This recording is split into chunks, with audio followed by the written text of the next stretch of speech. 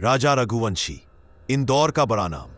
एक ऐसा आदमी जिसने पूरी जिंदगी मेहनत से कमाया, लेकिन मौत उसे मिली अपने ही घर में, अपने ही लोगों के बीच। सुबह 9 बजे बेटा कमरे में गया और देखा बाप बिस्तर पर पड़ा है, खून में सना हुआ, सिर फटा हुआ, आंखें खुली और सांस बंद। कोई दरवाजा नहीं टूटा, कोई बाहर से आया नहीं, और सीसीटीवी काट दिया गया था। सब कुछ साफ था, ये मर्डर था।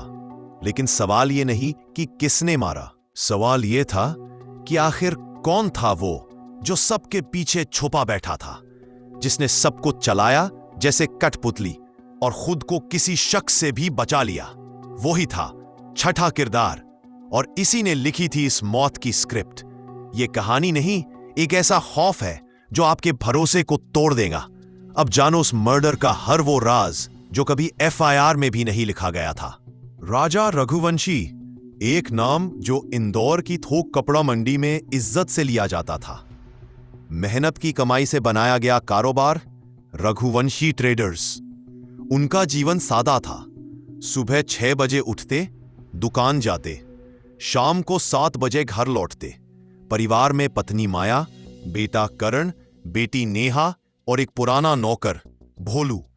देखने में सब सामान्य लगता था, लेकिन घर की दीवारों के पीछे रिश्ते दरारों से भर चुके थे। तारीख थी 5 जनवरी 2023। सुबह करीब 9 बजे बेटे करण ने देखा कि पापा अभी तक कमरे से बाहर नहीं आए। दरवाजा खटखटाया गया, कोई जवाब नहीं मिला, अंदर से लॉक था। करण ने नौकर की मदद से दरवाजा तोड़ा और सामने था एक ऐसा मंजर जो इंसान को जिंदगी भर डर में जीने पर मजबूर कर दे। राजा बिस्तर पर लेटे हुए थे, सिर फटा हुआ था, खून बह रहा था और कमरे में पसरा हुआ था गहरा सन्नाटा। पुलिस पहुंची, शव को पोस्टमार्टम के लिए भेजा गया। रॉड से वार किया गया था, ऐसा लगा जैसे सोते वक्त मारा गया हो। दरवाजा अंदर से लॉक था। इसका मतलब या तो कातिल बहुत करीबी था या फिर कुछ बहुत सोच समझकर किया गया था। सीसीटीवी कैमरे के तार कटे हुए मिले, कोई जबरदस्ती की एंट्री नहीं। शक की सुई सबसे पहले नौकर भोलू पर गई, लेकिन वो रात भर गांव गया हुआ था। उसकी लोकेशन और गवाह दोनों पक्के थे। अगला नाम करण, राजा का इकलौता बेटा। कारण संपत्ति। लेकिन पुलिस ने करण के मोबाइल, कॉल डेटा और इमोशनल रिस्पॉन्स को मैच किया।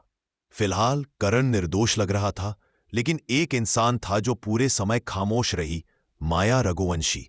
ना आंसू, ना सदमा, सिर्फ चुप्पी। और इसी चुप्पी ने पुलिस को इशारा दिया, कुछ तो छुपाया जा रहा है। कॉल रिकॉर्ड्स में पुलिस को मिला माया का लगातार बात करना राकेश नाम के व्यक्ति से।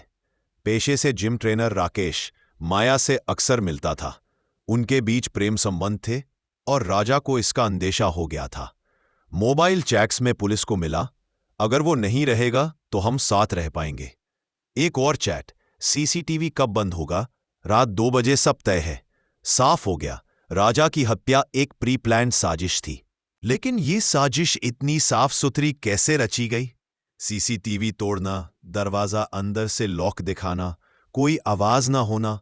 फिर सामने आया नाम संदीप, माया का चचेरा भाई, ने राकेश को घर में घुसाया, सीसीटीवी वायर काटे और हत्या के बाद दरवाजा ऐसा बंद किया जिससे लगता था वो अंदर से लॉक है। संदीप ही था छठा किरदार, वो जो नजर नहीं आया, लेकिन जिसने राजा की मौत की स्क्रिप्ट तैयार की।